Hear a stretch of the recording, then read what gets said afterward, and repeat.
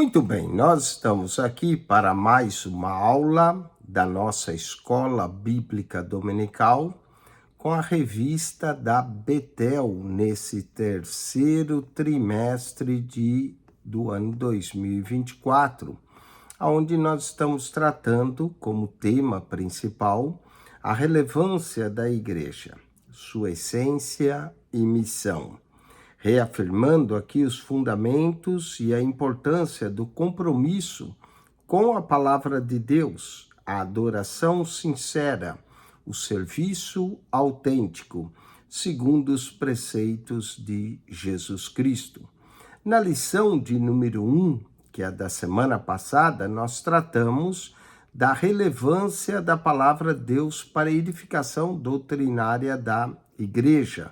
Falamos com a importância da palavra e como a palavra age eficazmente em nossas vidas, produzindo fé, produzindo santidade, produzindo temor a Deus e principalmente a obediência à palavra de Deus.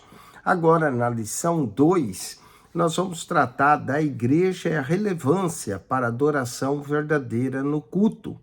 O culto deve ser uma adoração a Deus.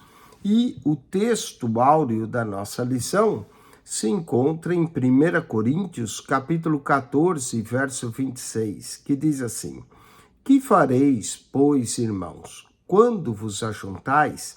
Cada um de vós tem salmo, tem doutrina, tem revelação, tem língua, tem interpretação? Faça-se tudo para edificação. Olha que culto pentecostal nós temos aqui. Salmo, doutrina, revelação, língua, interpretação das línguas, tudo deve ser feito para a edificação do corpo de Cristo. A verdade aplicada desse texto áureo é que o culto a Deus é a celebração de seu nome, quando expressamos gratidão e o adoramos pelo que ele é e por seus atos poderosos em conformidade com as Escrituras. Vamos então à introdução. O culto está relacionado com a honra e o reconhecimento e o valor da suprema dignidade de Deus. Por isso que ele é feito e tem sido feito. Ele é digno da nossa adoração. Jesus diz que os verdadeiros adoradores adorarão o Pai em espírito e em verdade. Então, o culto envolve adoração verdadeira, louvor, serviço, tudo em conformidade com as Sagradas Escrituras. Vamos ao ponto 1 da nossa lição, dizendo do culto é relevante porque ele é bíblico. Ao afirmar que Deus procura verdadeiros adoradores, conforme João 4:23, Jesus nos ensinou que a adoração verdadeira é mais uma questão de essência do que de formalidades. Assim, entendemos que a adoração envolve não apenas um local ou um lugar formal onde nos reunimos para cultuar a Deus, mas tudo o que fazemos em nossas vidas é parte dessa adoração. Ou seja, o ponto de partida, Deus é digno de adoração, louvor e serviço. Vamos ao ponto 1, culto no Antigo Testamento. O templo no Antigo Testamento era central na vida da nação israelita. Todas as grandes celebrações estavam relacionadas ao templo. É nos Salmos que vemos as maiores expressões de prazer e honra nas atividades no templo. Olha só o Salmo 26, verso 8. Senhor, eu tenho amado a habitação da tua casa e o lugar onde permanece a tua glória. Salmo de número 26, verso 8. O pastor Valdir Alves de Oliveira, na revista Betel, do primeiro trimestre de 2022, na página 74, escreve o seguinte: é oportuno refletirmos acerca da relevância da presença de um santuário na história de Israel, desde a saída do Egito, até o início do cativeiro babilônico, o salmista expressa isso, porque vale mais um dia nos teus atos do que em outra parte mil. Preferiria estar à porta da casa do meu Deus a habitar nas tendas da impiedade. Salmo 84, verso 10. Essa expressa anseio e o que significa para o autor adorar a Deus no templo em Jerusalém. Afinal, no Antigo Testamento, ali era o lugar estabelecido onde o Senhor Deus se revelava de maneira singular, conforme 2 Crônicas 7, 12 a 16, onde principalmente o 14, que diz: agora estarão abertos os meus ouvidos à oração que se fizer nesse lugar. Desse modo, entendemos que a razão da grande alegria expressada pelo salmista: alegrei-me quando me disseram, vamos à casa do Senhor. Salmo 122, verso 1. E nós continuamos empolgados e tendo anseio por estar reunidos como povo de Deus para oração, louvor e o anúncio da palavra de Deus. Vamos ao ponto 1.2. Falemos agora do culto no Novo Testamento. Em Atos, capítulo 2, verso 46, encontramos a seguinte informação: e perseverando unânime todos os dias no templo. Ao analisar esse verso, vemos que a expressão todos os dias significa algo contínuo. Já unânimes fala de unidade e de propósito. Embora eles se reunissem nas casas, todavia o culto no lar não suprimia a necessidade do culto no templo. Existem muitas outras referências de que o templo era também central na vida da igreja primitiva. Pedro e João subiam à hora nona ao templo. Atos capítulo 3, verso 1. Atos 5, 42 diz que eles ensinavam no templo. Atos 3, 6 a 8 diz que eles realizaram o milagre do paralítico à porta formosa do templo, dizendo: nem ouro nem prata eu tenho, mas o que eu tenho eu te dou em nome de Jesus. E ele entrou no templo saltando e louvando a Deus. Embora os templos oficialmente vão surgir no 3º século depois de Cristo, parece que a igreja conseguia ou estava em algum lugar espaçoso para o culto. Na cidade de Éfeso, Paulo usou a escola de Tirano, Atos 19, 9, que era um espaço grande para reuniões. 1.3. Falemos do culto na atualidade. Sabemos que na nova aliança, a presença e o culto a Deus não estão restritos a um lugar, como bem disse Jesus à mulher samaritana, pois viria a hora em que nem em Jerusalém, nem nesse monte em Gerizim, adorariam ao Pai, mas os verdadeiros adoradores adorariam o Pai em espírito e em verdade, independente do lugar, mas da sublime verdade não substitui a necessidade e o imperativo de um culto coletivo da igreja que é realizado no templo. Em Hebreus 10, verso 25, temos a grande exortação do escritor dessa carta para não deixarmos de congregar, porque naquela época era costume de alguns. Infelizmente, hoje também podemos dizer que o mesmo tem se tornado costume de muitos, de não ir ao templo para adorar a Deus. A adoração envolve não apenas um lugar formal, onde nos reunimos para cultuar a Deus, mas envolve também tudo o que fazemos em nossas vidas. A nossa vida deve ser uma constante adoração a Deus. Vamos ao ponto 2 da nossa lição, falando do culto, que é relevante para a comunhão ou pela comunhão.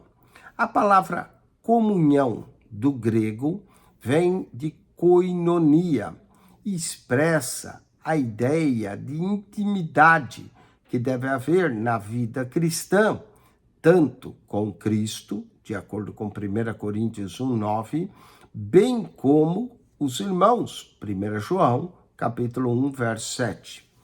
Falemos da comunhão com Deus, 2.1.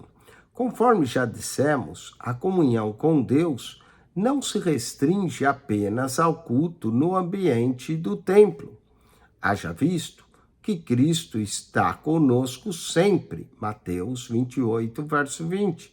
Eis que estou convosco todos os dias. Devemos, porém, reconhecer que a frequência aos cultos é imprescindível, pois esse é o veículo ou o ambiente mais adequado para conduzir o adorador ao encontro real com Deus. A música, a adoração, o ambiente, a reverência e tudo quanto ocorre no culto visa nos conduzir à presença de Deus. No Salmo, capítulo 27, verso 4, Davi expressa seu desejo de morar todos os dias na casa do Senhor. Com qual objetivo? Vejamos então esse Salmo 27, versículo 4. É um lindo verso do que Davi pedia ao Senhor. Olha só, uma coisa pedi ao Senhor e a buscarei, que eu possa morar na casa do Senhor todos os dias da minha vida, para que contemplar a formosura do Senhor e aprender no seu templo. Ele queria contemplar a formosura do Senhor. Além de contemplar essa formosura, refere-se não apenas a ver, mas a experimentar, a vivenciar a presença de Deus em sua vida. Portanto, para ele, culto é sinônimo da presença de Deus. A presença de Cristo é central na igreja. Apocalipse 2, verso 1. Aquele que anda no meio dos 7 castiçais. O verdadeiro culto proporciona aos verdadeiros adoradores um ambiente também de aprendizagem, de experiência, de edificação, de consolação, no contínuo processo que faz parte do nosso crescimento espiritual. Falemos da comunhão com os irmãos. O culto é a comunidade cristã reunida a fim de viver intensamente a realidade de Deus em suas vidas, de forma coletiva, e ao mesmo tempo partilhar essa sublime realidade uns com os outros. A Bíblia resume a vida da igreja primitiva em termos de comunhão, com a seguinte expressão: estavam juntos e tinham tudo em comum. Atos, capítulo 2, verso 44. Embora a comunhão com Deus possa ser individual e pessoal, o reflexo disso também resulta numa comunhão coletiva. O verdadeiro cristão tem prazer na companhia dos seus irmãos e o ambiente do culto vai oportunizar isso. Falemos agora do resultado da comunhão. Gente que precisa de Deus, mas gente também precisa de gente. Paulo queria encontrar-se com Timóteo, pois seria um conforto e encheria o velho apóstolo de alegria. 2 Timóteo, capítulo 1, verso 4. De acordo também com o Salmo 133, ó quão bom e quão suave é que os irmãos vivam em comunhão, ou em união, no caso, a comunhão aqui é agradável a Deus. A comunhão, ela é ainda terapêutica. A comunhão é também restauradora. A comunhão também é abençoadora. Por isso, um dos primeiros sintomas de declínio espiritual é normalmente o comparecimento irregular nos cultos e demais atividades da igreja. As igrejas deveriam ser caracterizadas pelo alto grau de comunhão entre os seus membros. Viver de forma unida é extremamente agradável a Deus. Então, o tópico 2, vemos que a palavra comunhão expressa a intimidade que deve haver na vida cristã, tanto com Cristo como com os demais irmãos. Vamos ao ponto 3 agora da nossa lição, os elementos centrais do culto. Na visão apostólica, existem 3 elementos centrais e imprescindíveis a um culto. Primeiro, a palavra de Deus. Segundo, a oração. E terceiro, a adoração. A ordem aqui não importa, podemos começar com a adoração ou com a oração e a palavra de Deus. Mas esses 3 elementos, palavra de Deus, oração e adoração, faz parte de um culto a Deus. Vamos então ao 3.1. Palavra de Deus, ela deve ser central no culto, conforme estudamos na lição 1. A palavra de Deus é essencial à vida cristã. Jó a considerava mais importante do que a própria comida. Em Jó 23, verso 12, a palavra de Deus é o mais importante cardápio no alimento espiritual do crente. O próprio Jesus disse, nem só de pão viverá o homem. Então, por reiteradas vezes, ela é comparada como um alimento que nutre a vida espiritual. Mateus 4:4. O pastor Lorival Dias Neto, comentando a revista Betel, a dominical do 2º trimestre do ano 2010, página 49, comentou uma lição sobre a igreja e a Bíblia. E ele diz, seu lugar no culto, a Bíblia é o instrumento primordial para o desenvolvimento do culto. Ela ocupa lugar central no ministério dos apóstolos e a oração, juntamente com a oração, conforme Atos 6, verso 2 a 4. Quando nós podemos compreender essa realidade, a Bíblia, a palavra de Deus, está presente num culto do início ao fim. E ela vai estar presente de várias formas também, por meio das orações que se fazem.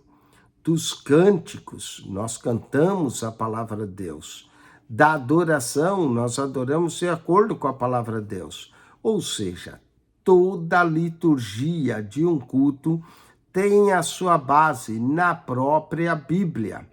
O desprezo pela palavra de Deus tem resultado em cultos sem conteúdo, cultos com vidas vazias, cultos levando uma superficialidade espiritual e às vezes até adoecedora. Vamos ao ponto 3.2. Falemos agora do efeito também da oração coletiva. É necessário compreendermos que a oração coletiva é tão importante quanto a oração individual, já que uma reforça a outra. No livro de Atos, podemos aprender algumas lições sobre o efeito da oração coletiva e a importância que ela tem para que a obra de Deus possa se avançar. Leiamos Atos, capítulo 1, versículo de número 14, para ter essa ideia dessa oração coletiva. Olha, todos esses perseveravam unânimes em oração e súplica com as mulheres e Maria, mãe de Jesus, e com seus irmãos. Portanto, eles estavam perseverantes.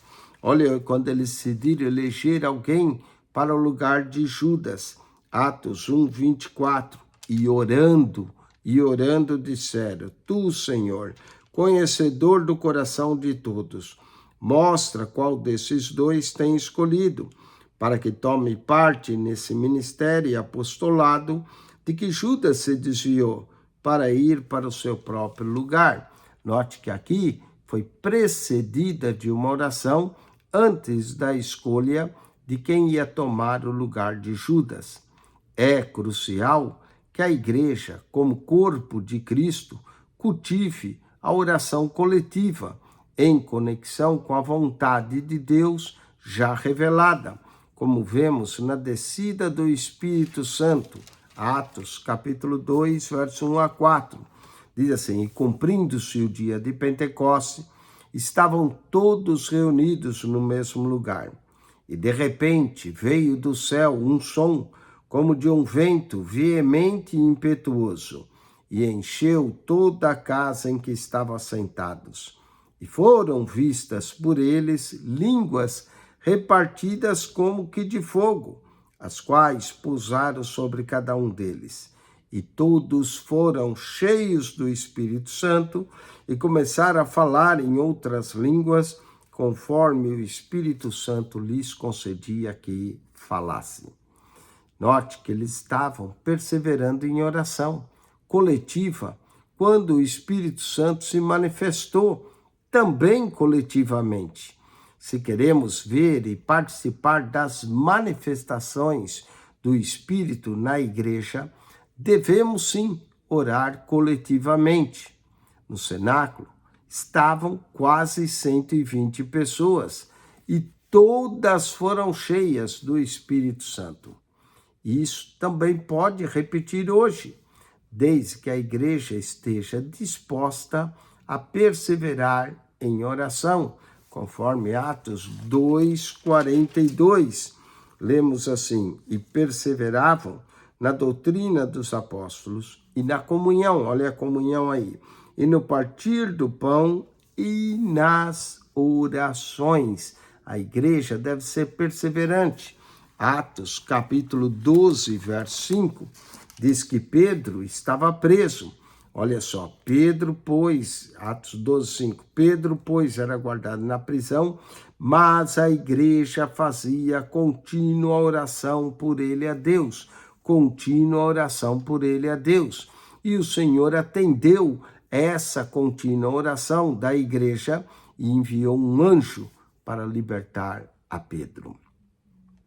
Falemos ainda do valor da adoração coletiva. Lembre-se, palavra de Deus, oração e adoração são os 3 elementos essenciais. E agora vamos falar do valor dessa adoração coletiva. A manifestação da presença de Deus em um culto não deve ser o anelo somente daqueles que o dirigem. O dirigente, ministério de louvor, o pregador, não viemos para assistir o culto, na verdade, viemos para realizá-lo. Não somos meros espectadores ou figurantes de um culto, somos adoradores conscientes. Todos aqueles que estão no culto são agentes importantes na realização do mesmo, conforme lemos em 1 Coríntios 4, 14, verso 26, que um culto ele é composto por vários componentes. Alguém tem salmos, outro aí, olha, e que farei, pois, irmãos, quando vos ajuntais. Cada um de vós tem salmo, tem doutrina, tem revelação, tem língua, tem interpretação, faça-se tudo para a edificação. Então, quando nos ajuntamos, se tem salmo, doutrina, revelação, língua, interpretação, tudo num culto deve ser para a edificação da nossa fé. Todos os membros são convidados a participar, conforme o Senhor os dirigia. Se um deseja cantar o hino, outro é conduzido pelo Espírito para compartilhar um ensino, uma doutrina. Outros ainda recebem revelações transmitidas em línguas e outros interpretam as línguas. Tudo é feito com decência, com ordem e para edificação. Aqui não existe exibição, mas sim edificação, gerando a edificação no culto. Então, assim, 3 elementos centrais são imprescindíveis em um culto a Deus: a palavra de Deus, a oração e a adoração. Vamos à conclusão dessa lição de número 2, falando da relevância da adoração no culto.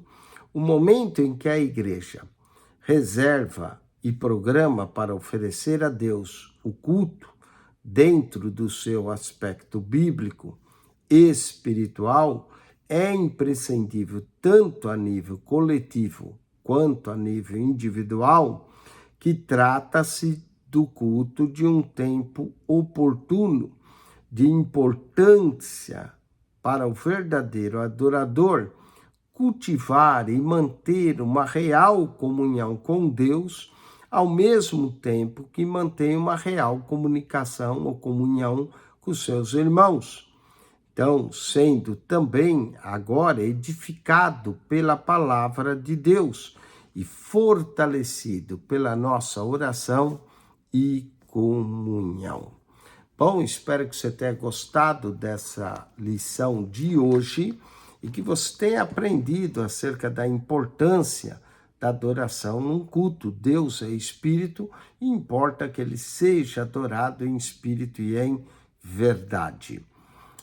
Sim, nós concluímos a lição de número 2 e convidamos a você para estudar para a semana que vem a lição 3, aonde falaremos da relevância da igreja no cumprimento à sua missão.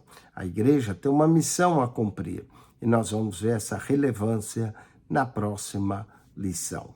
Que Deus te abençoe. Quem esteve convosco, mais uma vez, pastor Eugênio Piacentini, para trazer a você mais uma aula aqui da Escola Bíblica Dominical. Se você quer ser a primeira, entre no nosso canal, vai ali na pasta da ED Betel, ou Betel ED, não é? Que é Betel Escola Bíblica, e ali você aciona a lição 1 e agora a lição 2.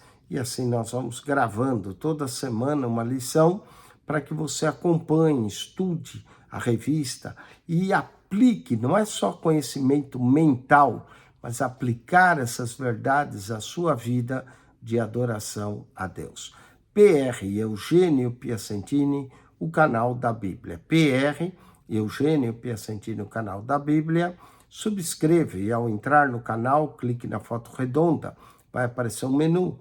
Clique no playlist. Ali no playlist você vai encontrar um total de 235 pastas com 6.600 vídeos. Se você descer todas as pastas na primeira, lá embaixo, encontra o comentário em Mateus. Mateus, Marcos, Lucas, João, até o Apocalipse, as primeiras 27 pastas, todo o Novo Testamento explicado para você, capítulo por capítulo, verso por verso. E depois você pode entrar no Antigo Testamento, de Gênesis a Malaquias, as primeiras 70 pastas, toda a Bíblia comentada para você. PR Eugênio Piacentini, o seu canal da Bíblia. Subscreva e divulgue esse canal. Amém.